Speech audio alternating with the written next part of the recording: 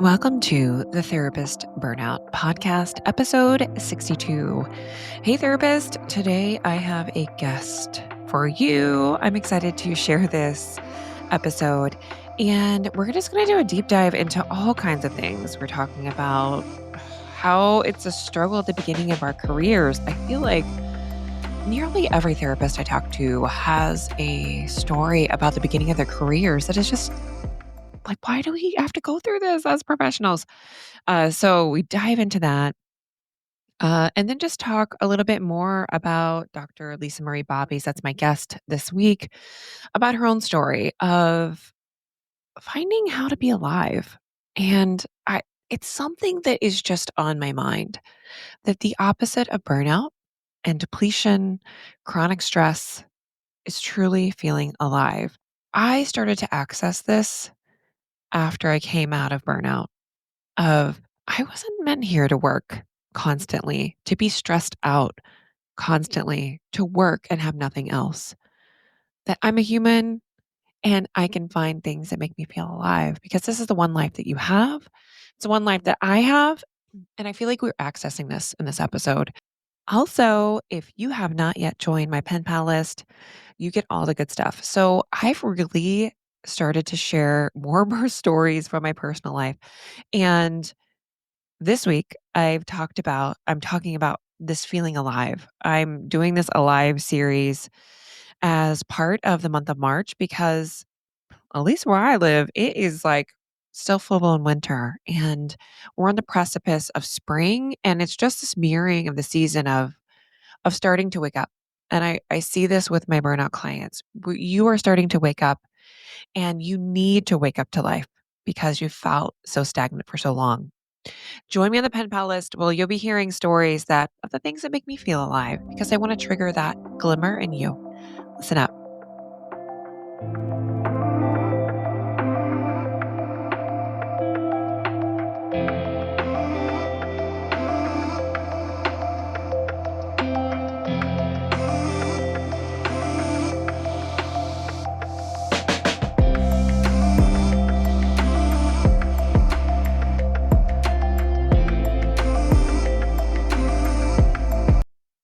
Hey, therapist, welcome back to the podcast. Today, I have a guest for you, Dr. Lisa Marie Bobby. How are you doing, Lisa? I'm fantastic, Jen, and I'm so happy to be here with you and your community. I'm such a fan of what you're doing, I have to tell you. Oh, thank you. I like fans. Well, you've earned them. I mean, really. Well, I mean, you probably know what it's like when you have a podcast. There's a little bit of the talking into the void, and then people will write into you or they'll, talk with you, and you're like, oh, okay, great. I'm glad that it's hitting. I'm glad that it's resonating. So, actually, all those little emails I get and comments I get and all of that, number one, it's validation, but also it really like speaks to the work that we are doing, that Mhm. you're doing a podcast, that it is resonating. It is.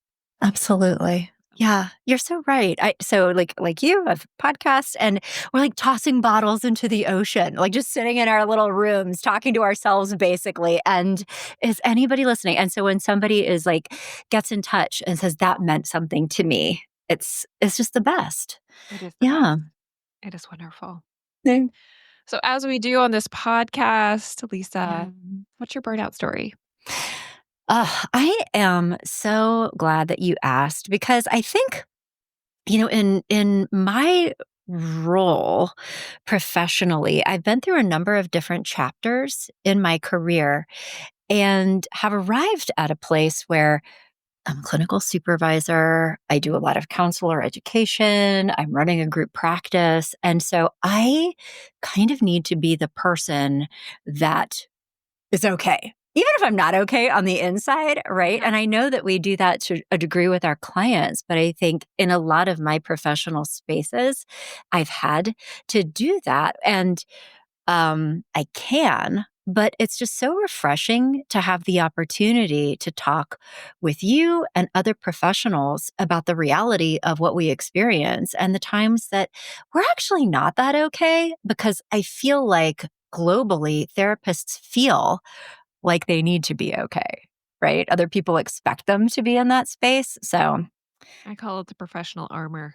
Yeah, something. But it's not always the reality. And so, I mean, okay, so my professional burnout story, as I was thinking about this and coming in and talking with you, I realized that I actually have had multiple chapters of this in my life and for different reasons.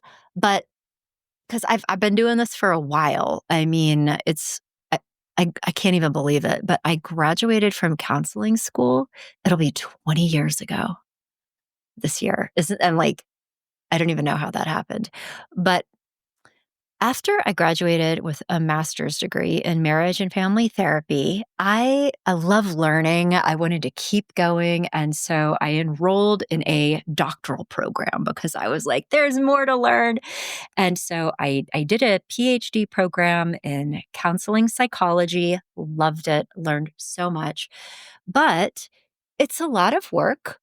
And I was married, and in probably year 3 of my PhD program, my husband and I had a love child. And so I took a little bit of time away from the program prior to starting my clinical internship in order to just take care of my baby for a year, which was great. And I'm glad that I did that. But then, you can't postpone stuff like that forever. And so when my son was about 1, I began my clinical doctoral internship at a community mental health center. And in this chapter of life, I had also, after completing my master's degree, started a solo private practice. So, seeing clients on evenings and weekends. I was writing a dissertation, working on it. I was in a community mental health center for 50 plus hours a week. And I still had a little baby that was waking up, through the night and such a sweetie. We did extended breastfeeding, like all the things. And also just day to day in that clinical work was encountering lovely people that I cared so much about, but a lot of intergenerational trauma, people just dealing with extremely difficult life circumstances that didn't have an easy answer, right? I mean, many times not really solvable problems. And just the whole construction of community mental health and the demand, I might be able to see them like once every other week, once every 3 weeks. And so there were all of these different pieces that basically led me to feel like I was failing in literally every dimension of life. I was experiencing vicarious trauma on a regular basis with a job, not able to help the clients that I was tasked to help, not able to really devote enough time and energy to do a good job with other aspects of this role. So, psychological testing. I was failing as a wife. I felt like I was failing as a mother. I, did not see my friends for significant periods of time. I had this little private practice that I was trying to get going, and that was and so just really feeling quite overwhelmed and just like stuck, like just hanging on. And I think broke, like my husband was doing okay, but I think I added it up once that in this clinical internship, all of the work that I was putting in, like we were awarded something of a stipend, but I think it worked out by like all the hours I was working, like $5 an hour, maybe. Yeah. It was not okay. I wasn't okay. And I remember, like, when I did see personal friends from time to time during that period, they would be like, "Hey, how are you?" And I remember having an interesting experience, which is, like, just talking to people and just answering on, like, "Here's what's going on," and just, like, sort of seeing the energy change, their faces fall. It was like, "Oh, I probably shouldn't tell them how I'm really doing," because I think that it made them feel bad because they didn't know how to help me. I was like stuck in this place and dealing with really serious things. But I think that actually probably contributed to a sense of isolation Mm. during that period, um, that didn't make things better. I think my husband didn't know how to help me. Yeah. And then, like, getting 3 or 4 hours of sleep a night on top of that. Mm. Oh, I know. I'm just like, oh, the shoulders. Mm. Okay, I'm sorry. I'm I like feel like re-traumatizing I you. feel like no, it does bring back my own internship experience. Mhm. I did not have a baby at the time. Thankfully, because it's just Yes. such a difficult time. Like you have to get this year of experience before you get your doctoral degree. Mhm. Mhm. And I actually had some workplace bullying happening from Mm. the clinical director that I worked with, and I had times where I was like, maybe I just won't get this degree. Maybe it just Yeah. won't happen. And then that's a whole thing to reckon with. And, Yeah. why am I even doing this even before we start? And I keep hearing the Right. stories from clinicians that either they didn't know if they should get their license, they didn't know if they should continue on right when they're getting licensed or before they get licensed. So I think it's a really stressful time in a clinician's life. And we actually Mhm. know that from research. Like pre-licensed, just licensed, career psychologists or trainees are struggling with more anxiety, probably because of the life transitions and things of that nature that you just spoke Yeah. to. Yeah. But also I think too, like, early career counselors also get, put in situations like the dirtiest jobs that nobody else wants to do, like in-home family therapy, like, send the intern, send the postdoc. We don't have to pay them as much. And I think at that place in your career too, you'll say yes to a lot of things that somebody like me or you now, Jen, would be like, no, I'm not doing that. But I think as a young person, you're like, okay, Mhm. okay. I don't even know what you're getting into. Yeah, it is Yeah. this quandary, and I think it's not just our Mm. field, but also you see that in medicine where, Oh yeah. residents are working in the ER or they're working those jobs that Hmm. are the most sick patients that Hmm. they're treating with the least experience. And, I don't know what we really say about that, but I think there should be some expertise that we should be bringing to these very difficult cases and not burning out people before they even arrive I know. in the field. Yep. Yep, and traumatize them before they even arrive. I mean, during that period, I had a client I had a couple of clients actually die. Oh, I mean, it was sorry. like it was intense. Yeah. Yeah. Yeah. So, mm, Yeah, I yeah. feel like oh my gosh, someone on LinkedIn just sent me a thing about it was more about depression, but they were saying, Mm. like, "I felt like I'm running through a rose bush." Ow. Because we just keep going, right? We just keep going, and then we don't realize until, like, "Oh my Yeah, gosh, I'm very wounded here. I need to, like, caretake for myself." right. So, how did I'm doing this series on mental health and Mhm. clinicians, and I'm wondering if you could share just potentially how your mental health or you've seen people's mental health in the field be impacted, either as a Yeah, supervisor or from your own perspective by the work. definitely. Well, I think in my situation, my my mental health was looking back, potentially also part of the problem in each of the different chapters of burnout that I have experienced. But also, interestingly, Jen, I think part of the solution for me personally. Mhm, So, and this is just some disclosure. I realized around the same time that this was happening. No, actually, that's not true. It was after that. Probably a couple of years after this, because I think that my son was 3 or 4 at the time, but I became very curious about why I struggled to do some things that wound up making me feel bad professionally. So things like, prioritizing time, organizing stuff, staying on track, remembering things, like being able to uh, especially the little things that we have to do, paperwork, emails, stuff like that, to the point where it started to feel debilitating. I think I think it was active during this period, but it got worse. And I think that's part of why it led me to feel so stressed. But anyway, so I wound up getting involved in psych testing and like what is going on. And I have ADHD.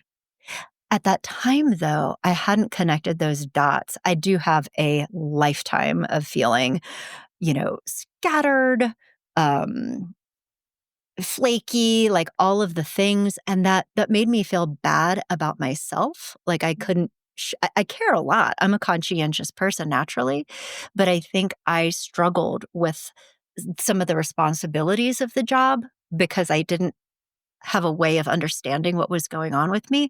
And it made it feel more stressful because I would get behind with things like notes or I would like forget that I was supposed to be somewhere. And so I think it just contributed to this overall sense of chaos and feeling kind of out of control and overwhelmed. So I don't know that that experience made that dimension of mental health worse, but I think because that was going on with it inside of me, I think it made the experience worse.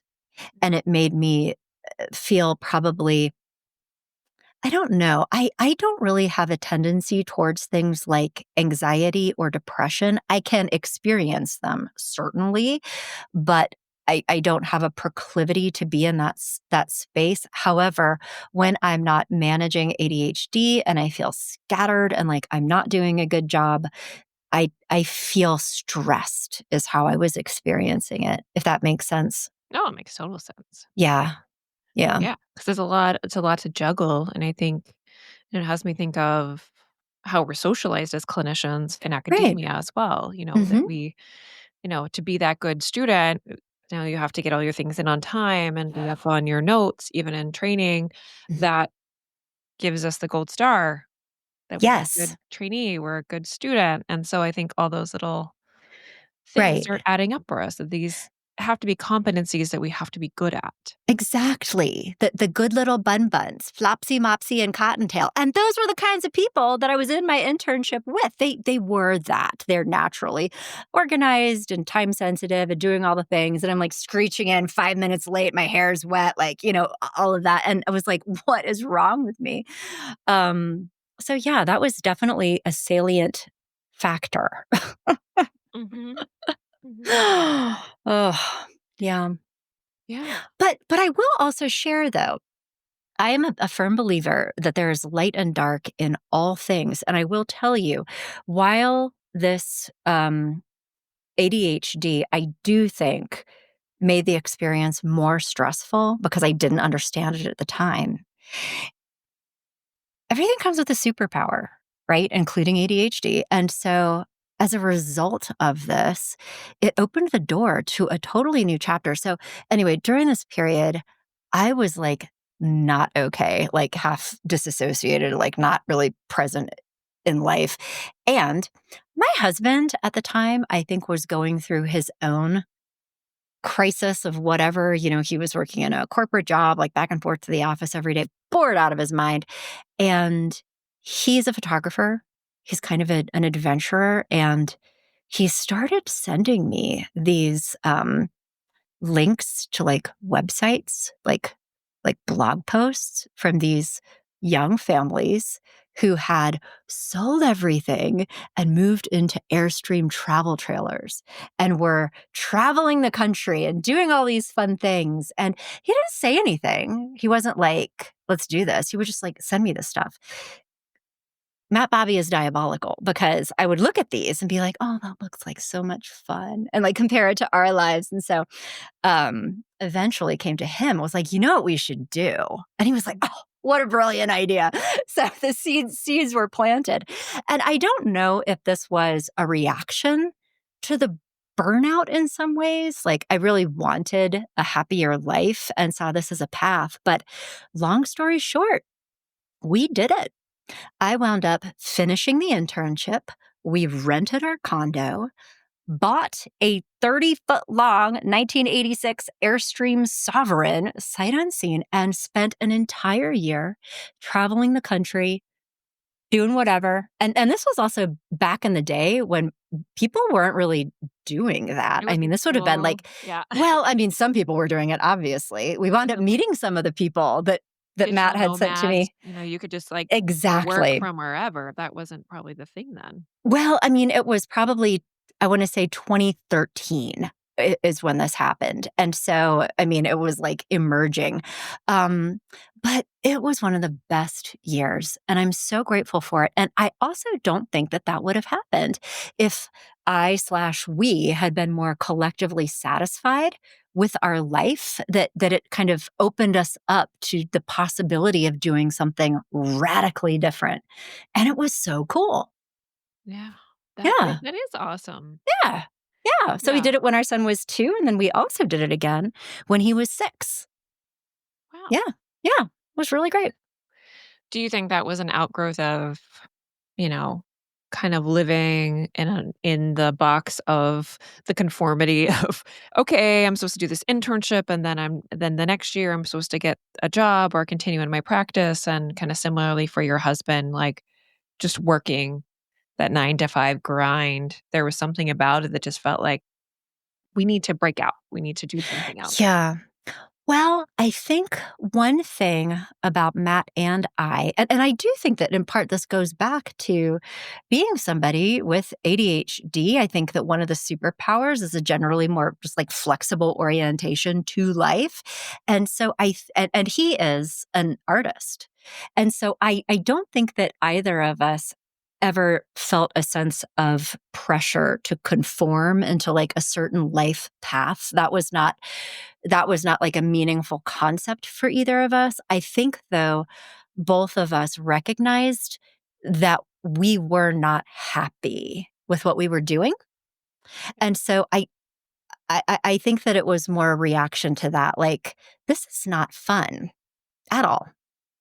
And Mhm. this idea that like life should be fun. It should be pleasurable, at least on some level. And if it isn't, like, we need to do something else.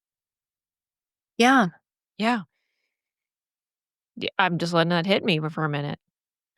I think that's, a lot of times what we sit with in Mhm. burnout, like, everything feels hard, Mhm. everything feels bleak, and I think really reckoning with that, and that was I'm not big on saying, like, the gift and a tragedy, it's just, like, I can't mentally do it, Yeah. but I would say an outgrowth of maybe something tragic can be something that's renewing, right? So, Yeah. an outgrowth for me for COVID was I didn't really love my practice, Mhm. and it was making me sick, Mhm. and so I had to really look at, "I don't wanna live this way. This is Totally. not the life that I want for myself. I built this practice, and I felt trapped by it, and what do I wanna create instead? Like, what how do I just wanna live? Like, I just wanna kind of live my life, enjoy my children, Mhm. have friendships, feel human," and I think Mhm. for a lot of therapists, they will write me all the time, "I feel hopeless. I Yeah. feel stuck. I feel like I have to do it this way. Mhm. There's no other career for me. There's no other choice for me." And I get why you can be there, but Mhm. also I think you don't have to. Mhm. Yeah. You don't have to do anything. And I think that that's one of my big takeaways about all of the different chapters of burnout that I've experienced, because I definitely got back into dark places after that. But that's I think from my perspective now is that none of us need to take what we're handed. You have agency over your own life and your own outcomes. Empowerment means, I think, taking responsibility, and that if you're unhappy and not having a good time, you can do something different. Yeah, Don't like, yeah, like buy a blow up the trailer. box. Buy a trailer. Yeah, Tour the country. Yeah, exactly. do the things. I do not like driving on the road. I had part of my burnout was that I got panic attacks driving, so, like, Mm, that could be for you, but yes. my version of that would be to live on a cruise ship.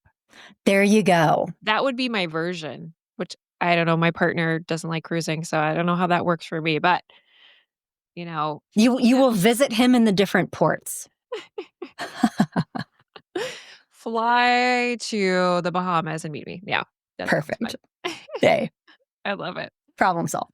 Yeah, but I think we do get stuck in these places in our mind that we cannot see a way out. We cannot see Mm, that there is an alternative, and we've been for me, I put so many chips in the psychology boat, like, I gotta keep rowing the boat because yeah, I have 4 degrees in psychology. I, I know. have a doctoral degree. Yeah, and then you kinda feel like you have to, like you get locked into something, and I personally believe that that is one of the biggest contributors to professional distress and burnout is feeling like we're trapped, and Mhm, I do think that when we're in a not great place, things can become very binary. Do you know what I mean? It's like either or, black mhm. or white, this or that. And if neither of those alternatives feel good, we feel so stuck, right? And so, like, to blow that apart a little bit more and like, give me some more options because I don't actually like either of those, but Yeah. that requires a different way of thinking that can be so difficult to access when we're not in a good place. Yeah, I mean, Yeah. it's the antithesis of, Yeah. when we are in fight or flight constantly, which Yeah. many of the therapists I talk to, Totally. creativity goes offline. So cognitively, we just cannot access that type of thinking pattern. So it, Hmm. it does require our nervous system to be more regulated to be in that place. Yeah. And so part of my work as a therapist, I work with people with brain injury who were in Mm. constant fight or flight. And they were like, I just want to do this, get into my back in my job. I want to figure out what my purpose is. I was like, we just have to figure out how to get through one day. Right. Let's just practice figuring out how to get through today. Then we figure Hmm. out tomorrow. Then we figure out next week. And then we can figure out your life maybe when we figure out that. But Right. I see a similar process with therapists. They'll write me often. They're like, could you tell me all the careers that I could do besides therapy? I'm like, I don't know. Like, you could, like, maybe it's a librarian, maybe it's Target, maybe it's like Yeah. HR. I need you to be in a different frame of mind to be able Yeah. to make these decisions. And please don't make a career decision in depletion. Sure. Please. But I know why they're asking that question because it's like the binary is there. Well, yeah, and they don't know where to go, right? Right. And just They're to have scared. some direction because that paralysis and, like, literally not knowing what to do. It's I get it. Yeah. Yes. And that can feel really scary and trapping. But I think Mhm. more like, building resilience, building that empowerment of like, hey, You do you remember what you did on that internship? Like, how badass you actually are for all the work that you've done in your career? Like, how you can run a meeting like a boss, which I can do? And Mhm. so we forget, like, these skills that are inherent in us, and we feel like we are so trapped. I'm like, "No. Mm. No. I'm Mhm, not mhm. accepting that today." And just really figuring out, like, what are your actual skills? Yeah.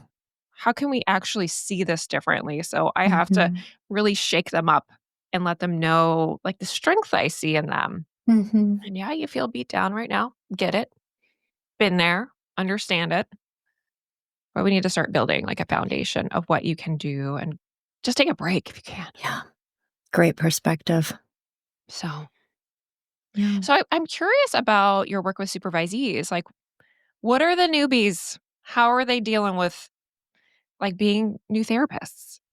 Yeah. Well, I mean, so this actually goes into other places because I think, that one first experience I had in internship was that the first really hard part. But then I had others that informed how I relate to clinical supervisees. So this is a direct line. But the next big chapter for me is that when we came back from that first round of travel, I dug in more deeply to a solo private practice experience and did the things and was a marriage and family therapist and started seeing therapy clients and experienced another round of really heavy stress that also led me to feel trapped and unhappy, where I was seeing clients day in, day out, couples, individuals,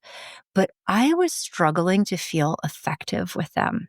And that really, really bothered me because one of my primary core values is to be of genuine service to people and to like if people are trusting me to help them, I want to be trustworthy. And I was frequently feeling in my practice like I wasn't that. And what the pieces started coming together for me was that the majority of clients that I was seeing in my private practice were non-clinical clients. They were couples coming in because they wanted to have a better relationship with each other. They wanted to, or individuals wanting to figure out a career path, or individuals wanting to get help getting through a breakup or a divorce or work on themselves, build self-esteem, confidence, which sounds like a good thing. I mean, like therapists could be like, oh, that sounds like a great, great client, right? Because it wasn't super heavy stuff. I had realized for my brief tenure in community mental health that like I'm good. I don't need to do that again. And so I began developing a practice around doing that differently. But what I started to bump into was the fact that as therapists, we are taught how to diagnose and treat clinical mental health disorders. And the systems that we learn are for that purpose, when in reality, we often have different types of clients coming to us for help where those mental health focused systems, like they don't work that well because there isn't deep psychopathology at the root of it. And that's not really what people want from us. And so when we try to go there as therapists, clients wind up feeling stuck, frustrated, like, why do you keep bringing up my parents' divorce? How does that relate? Like, whatever. And so that made me feel bad. I began to feel stressed out related to business stuff. And so at that juncture in my career, I began to explore and pursue coaching psychology as a modality. And what I think many therapists don't know is that evidence based coaching psychology is extremely legitimate. It is designed for the purpose of Mhm. helping non clinical clients grow, develop themselves, and achieve outcomes. And there's a very clear, structured process that we can utilize what we learn from more traditional therapy within this model to serve a different client population more effectively. And so I think that this too is an example of how it can feel like, do I stay in private practice and feel ineffective or double down on clinical mental health certifications, or do something radically different that is none of those choices, but let's find a different path. And as soon as I started doing that and incorporating coaching psychology, I experienced a lot more joy with my clients. The work felt less heavy. It was fun. It was fun for them. It was productive. They were getting things out of it. My business started to grow. And that was a real turning point for me in my career and is directly related to what's going on with me as a clinical supervisor. Because I think that, again, therapists, we only get a little bit of information about the possibilities that exist for us, when in fact there are so many more dimensions of this. And so as my practice started to grow and be more popular, clients were showing up, but I also began to be approached by early career clinicians who wanted to partner up. So, I mean, like, I never intended to build a group private practice. I was just kind of doing my own thing. But counselors were coming up being like, hey, can I work with you? Can we do supervision together? I was like, okay. And one of the things that I experienced over the years is that clinicians coming into my practice, either as trainees in the process of getting licensure or as much more seasoned clinicians who were needing support, mentorship, consultation, to have a different perspective and a different um, image for what this career could be like that was completely different from anything that they had been trained to expect, or also very different from what they had been prepared to do. For many of them, it really felt like a breath of fresh air. And so to see early career clinicians coming into this field in a state of apprehension, or perhaps during their internship experiences with a lot of very dark stuff, to be given a different message about the opportunities was really hopeful to them. So, that, to answer your question in a long way, is what I see with my clinical supervisees. Yeah. Yeah. So kind of giving them Hmm. other options and having them Right. see that and having them experience that and do that work Hmm. is Yeah. empowering them to think of the profession differently and to experience it differently. Precisely. Yes, Yeah. that we don't have to take what we're handed. You get to design your own reality. Mm. Yeah. And I think that's hard, because I Hmm. think in our field there's all these messages that we have to take insurance or we have to, work at a job in a certain way. For me, I never number 1, I never thought I'd have a private practice. Never wanted to. Didn't feel like I was business oriented. Yeah. And I learned a lot of skills out of necessity because Hmm. I couldn't find a job that would allow me to stay home with my son Yeah. who had heart surgery when he was a baby. Mm. So, I think we can learn these skills. You can do different things. And I found out that actually I don't really love having a practice either. So it was good during Oh, a yeah. season, it It was can good be for. awful. That's its own type of burnout. It's running But a I think it's business. often glorified as the practice is like that's No. what the ultimate goal for therapists to get to their private practice. And some people thrive in it, some Hmm. people do well in it, and some people it's not for them. Absolutely. And you know what? I just need to say this out loud. That is not just therapists, like pretty much any business owner of any kind goes through significant periods of burnout because it is one of the hardest things you can do in any profession. Yeah, Running entrepreneurship. your own shop, totally. And so then you take that very difficult thing and combine it with therapy, which can also be very difficult. And I mean, a lot of therapists are like, I don't want to do this anymore on all these different levels, and Yeah. valid. No, I Valid. I mean, mean, that's what I help people too, pretty much just shut their practice yeah. down. So Well, no, but also I think but you bring up such a great point. We are trained as therapists to think that this is the holy grail. And if was doing my own thing, then I would be happy.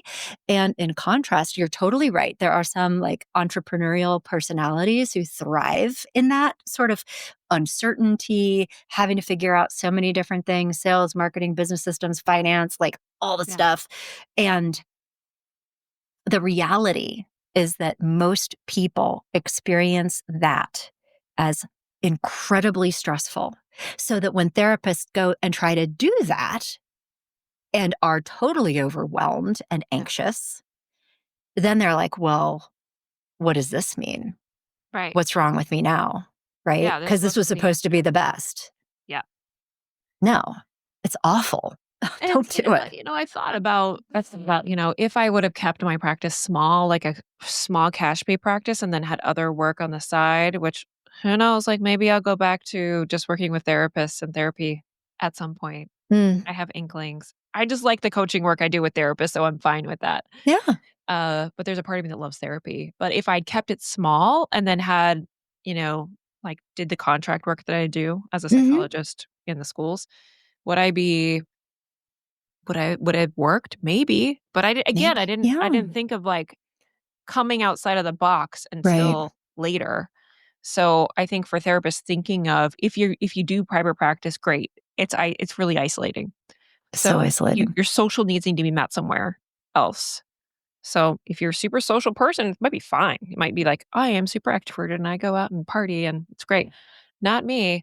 And then yeah, with having children, going through all the stages that most of the people are women who are therapists, You're going through a lot of changes, I think, Mhm. for if you have children, raising children, which I think has its own transition and life shifts that happen for Yeah. us relationally anyway. I mean, I went all through that going through a practice, like having a child, opening a practice, closing a practice, going through menopause Mm. early medically. Mhm. So No many wonder. transitions. No wonder. Yeah, So that all anyway, makes sense. so I'm mindful of time. We should probably start wrapping Mhm. up for today, but I wanted to ask you in transition to kind of how you're finding joy right now. You know, I'm so pleased to share that I can honestly say I'm finding joy in so many different areas of my life. I have been blessed with just a beautiful family, which is a constant source of joy.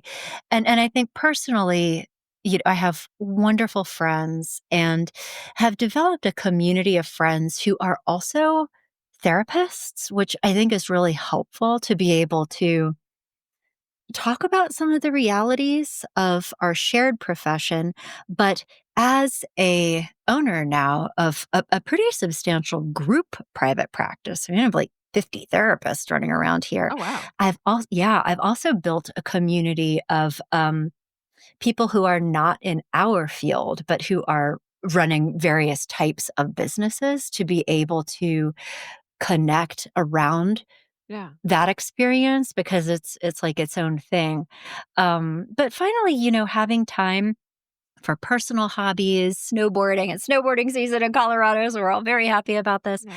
But I think the most exciting thing for me right now has been actually on a professional front, believe it or not. I think I've gone through difficult chapters, both as a therapist, but also as a business owner. Like, I have had burnout related to that life experience too.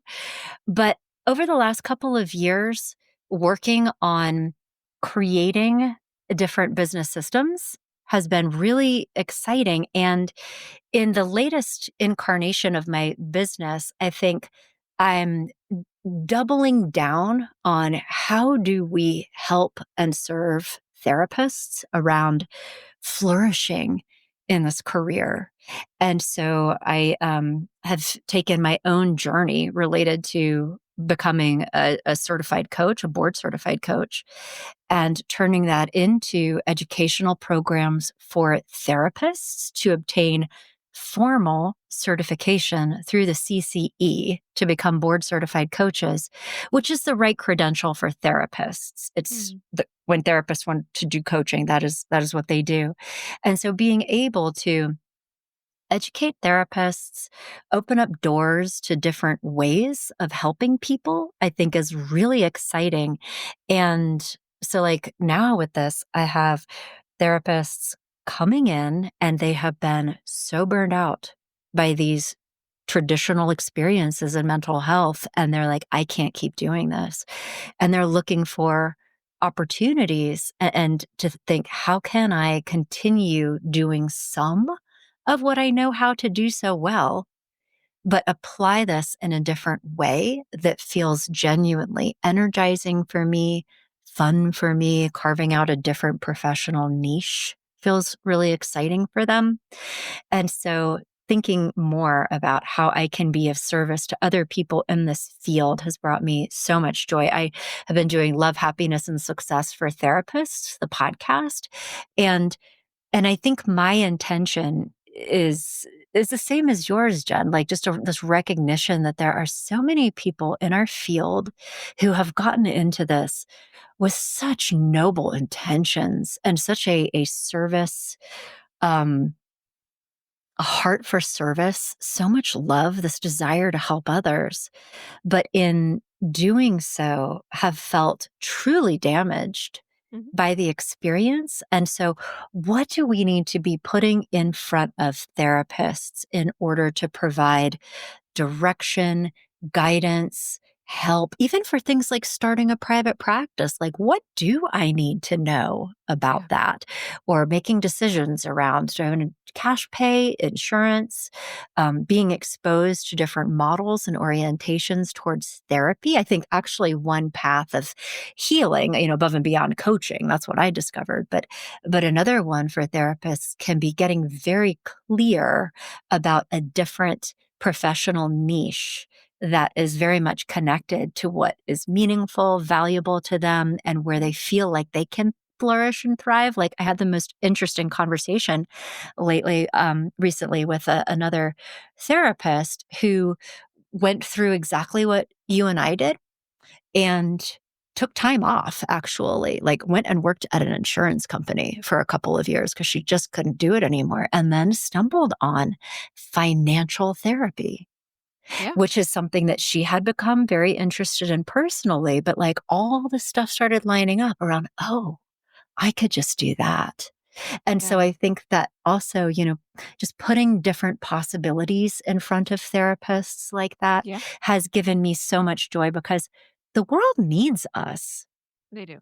I know. And it's also World absolutely is jacked okay. up right now.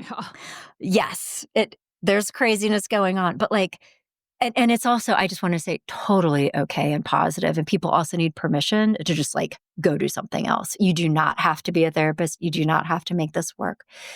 And if there is a way for you to be not just okay, but like genuinely good in this profession and fulfill that mission of helping others, like that ripple effect, carrying that forward.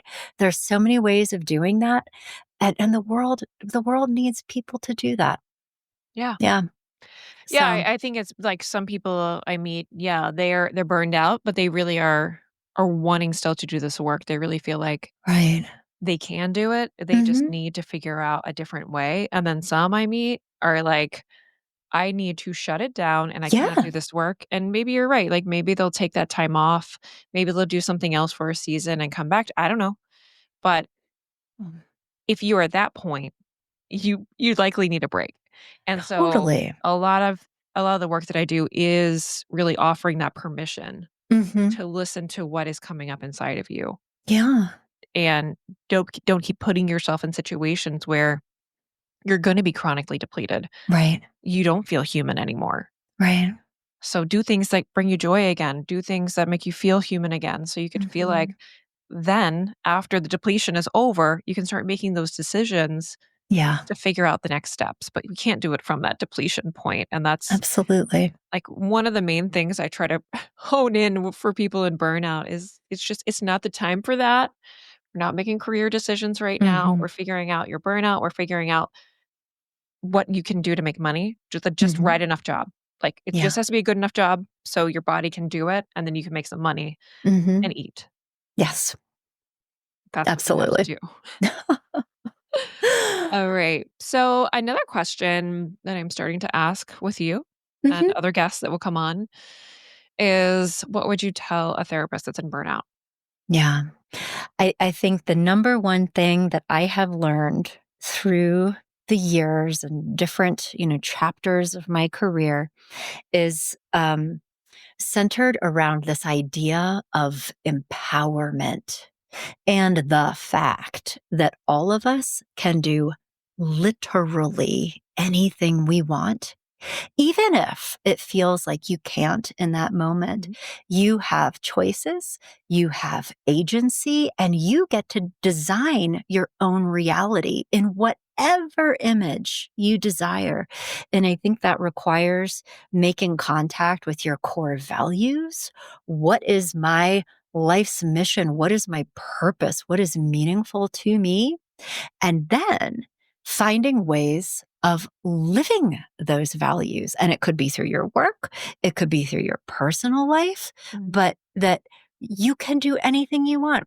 And if you don't like how something feels, do something different. You are not trapped, you are not a victim, and you have lots of possibilities that maybe you've explored, but maybe you haven't.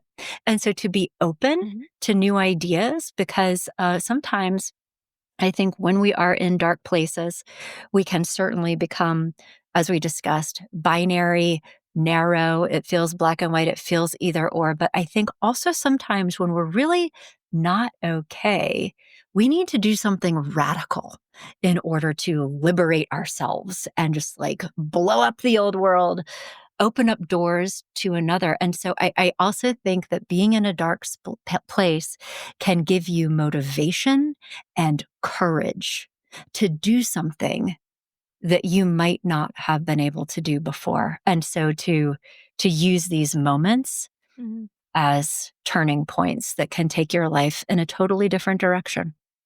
Yeah. Yeah. Well said. Well said. Yeah. Hmm. I really love that, like, connecting back with, like, who you I'm almost thinking of, like, let's rediscover, like, who you were, like, who was the core of you Yeah. before. I often go back to myself. I used to choreograph, like, little dance routines with my beatbox in the Amazing. '80s in the Hmm. yard, and I teach fitness classes now. That's something I don't it's not my career, right? But it's something I love to do. It's something I enjoy Amazing. doing, and so I think tying that back to, like, what is your true what are parts of your true self, and how do you connect to that, and what are those parts? How do they need to come out again? Because we might Mhm. have not, like, let them come out for a long time. Yeah. So, anyway, Yeah. just had Couldn't that come agree into my more. mind, and I was like, Hmm. "Oh, I love that little Yeah. example." And to play and to have Yeah. fun and to have pleasure, like that Yes. gets to be important. So important. Yeah. Awesome. Well, where can people connect with you if they wanna connect with you? Of course. Thank you for asking. Well, I have a lot of just free resources intended to support therapists who are somewhere on this spectrum of we have flourish and thrive at one side and also like I'm done at the other. Last year I launched a new podcast, Love, Happiness, and Success for Therapists. Mm. So you can find that. There's YouTube. Track me down on LinkedIn, Dr. Lisa Marie Bobby on LinkedIn. I'm posting about that. But also, if you come to my website, growingself.com, I have a lot of free resources intended to just support therapists along their journey. So I'm trying to think of things that would help people. For example, did you know, Jen, there are 8 scams targeting therapists right now? I Yeah. have experienced literally all of them in my private practice. I've They've heard of some on, scared like, me to death. groups, like, one that was awful was, like, men getting on console calls and, like, exposing themselves. I was Oh, just like, yeah. That's like awful. that's not even on the list because it happens so often. Yeah, no. Like, I mean, Mm. fraudulent, like phishing stuff, it's crazy. So anyway, develop like those types of resources for clinicians in private practice. Um, if you're in that like middle space of figuring out I don't feel good. I'm not having a good time, but what could I potentially change in order to make this experience different for me? I have an assessment that you can find again on my website, growingself.com. There's a whole section, it's just for therapists that goes Nice. into free resources. But then, certainly, if somebody is looking to capitalize on their existing skills and be able to serve people in a similar way, but have it feel really different, I would absolutely encourage you to consider becoming a board certified coach. And you can learn more about my coaching program if you're interested on my website as well, growingself.com. So, Awesome. Awesome. yay. Well, thank you so much. It's been great to have you. This has been such a joy. And again, I just want to thank you for your work, Jen. I mean, you're giving people permission to just detach from something that might not be a good fit for them ever. Like that you're making that be a possibility. That's just Yeah. so refreshing. Oh, thank you. Yeah. I mean, and when I hear people have written me on LinkedIn and just been like, you gave me permission to quit my job. I'm like, just from my LinkedIn post. I was like, okay, great. I'm glad that helped you. Yeah. Toodaloo. Well, it's good. But yeah, I think it was the voice I needed. Hmm. I needed someone to say it was okay in a way, Yeah. or someone at least to have that resonance that Yes. I wasn't an alien. No. No, and That again, doesn't like, work for a lot of people, and that's okay. totally, and shame, guilt, Yeah. anxiety, and just that reinforcement, like, "You don't have to do this at all. Be Yeah. done. Be free." I love it. All right. Well, Thank thank you you. so much.